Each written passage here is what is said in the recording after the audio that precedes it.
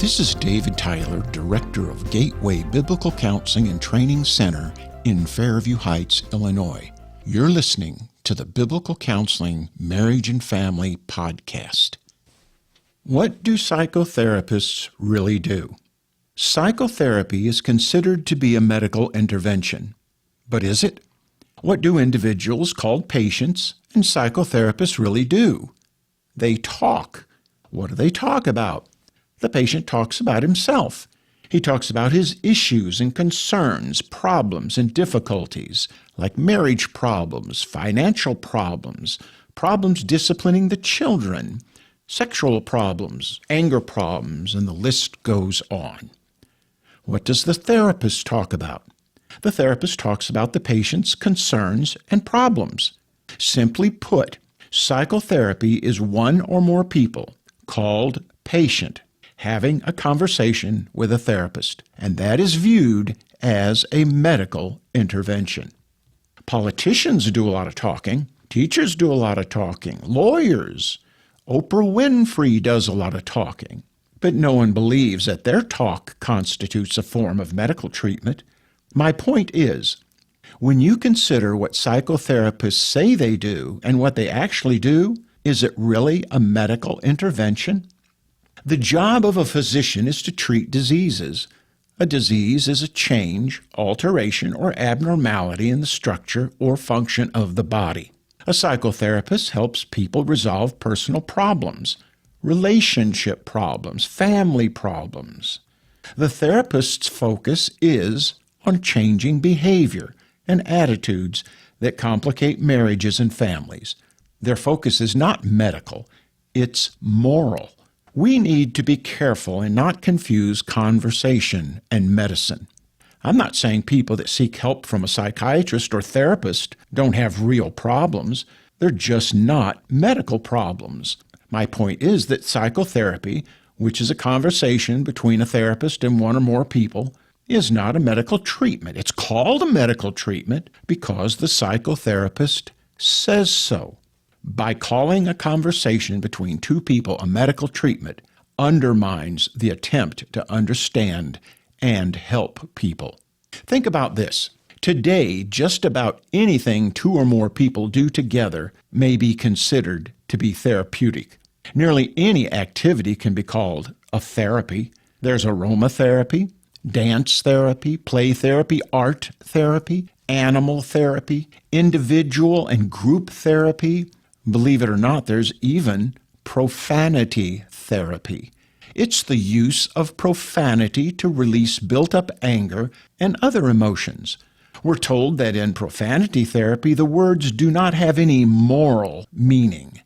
In other words, the curse words are not considered bad or carry any kind of moral implication.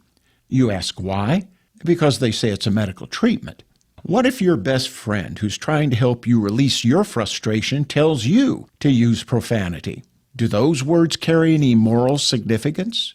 Absolutely. Why? Because your friend is not a therapist. Therefore, it's not a medical intervention. The emphasis is on who you're having a conversation with. If you're having a conversation about your problems with your mother, wife, or your pastor, and they give you advice, it's not considered to be a medical intervention. However, if a therapist gives you the same advice, it is medical.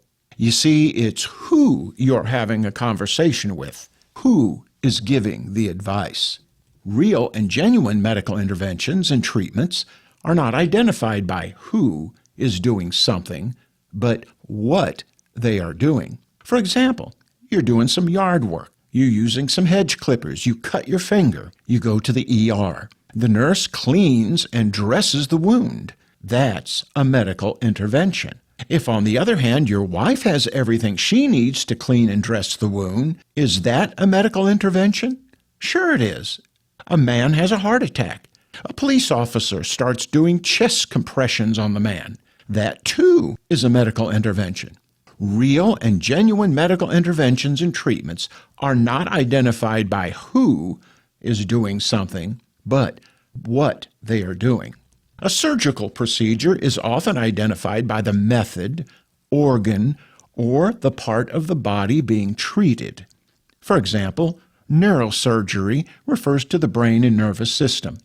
An appendectomy is, of course, the appendix, a tonsillectomy, the tonsils, a colonoscopy, the colon. But what part of the body or organ is said to be the focus of psychotherapy? The psyche, or mind. The Bible refers to the mind as being immaterial. It's synonymous with the soul, spirit, inner self, and heart. But it's much different for a psychotherapist. You see, a psychotherapist has a conversation with a person, calls it a medical intervention, an intervention on what they say is part of the body, an intervention on something they cannot see, the mind. It's immaterial. Oh, they say the mind's located someplace in the brain, but that's speculation. Nevertheless, they insist it's there. That's faith. Psychotherapy is the name given to the communication and influence of the therapist and patient. In treating the patient, the psychotherapist is attempting to alter and change the patient's thinking and conduct. He's trying to help an unhappily married person or couple become happily married. A therapist wants to help a rebellious teenager understand why he's rebellious and help him change. To help a person or persons who have marriage problems, anger problems, drinking problems, and so on, to change. Psychotherapy is ministry, not medicine. You can receive a free download copy of my book, Deceptive Diagnosis When Sin is Called Sickness, and receive my podcasts, newsletters, and blog delivered to your inbox. Just go to my website, davidtylerbooks.com, and sign up. Thanks for listening.